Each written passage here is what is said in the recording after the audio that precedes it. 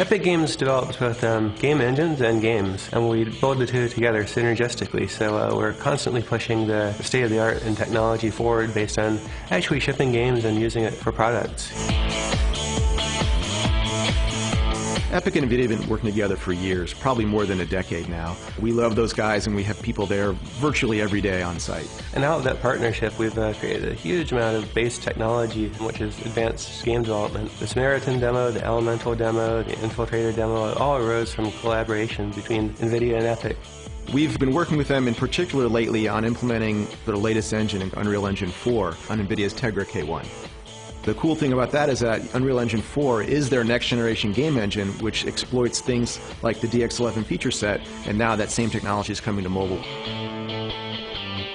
So, Tegra K1 is our latest SoC, or system on a chip, and the most exciting thing about that is that it integrates Kepler, our latest GeForce GPU architecture. It's capable of DX11 class features or OpenGL 4.4, things like tessellation and compute shaders. The great thing about full OpenGL on mobile hardware is that we can take absolutely anything that runs on PC or high-end console and run it on the Tegra hardware. From here onward, I think we're going to see the performance and feature gap between mobile and PC and high-end gaming continue to narrow to the point where the differences between the platforms really blur.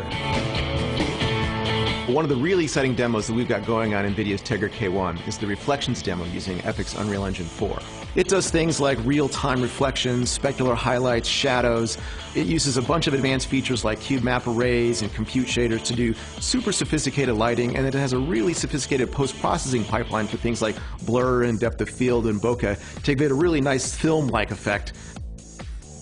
One of the really important capabilities of the game engine is the ability to display very accurate recreations of real-life scenes. And we put together the realistic rendering demo to show what a physically accurate scene looks like with the proper reflections and the proper lighting and proper light fall-off, aimed at simulating reality exactly as opposed to creating a fantastical sci-fi environment.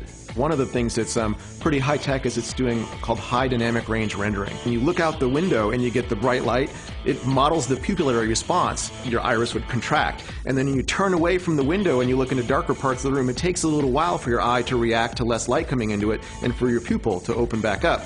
All of that is modeled entirely in real time with sophisticated compute shaders, so that's pretty cool. Nvidia has done a really amazing job with Tegra K1, both with the hardware and with the software stack on top of it. I didn't think that we would be at this level on mobile for another 3 or 4 years.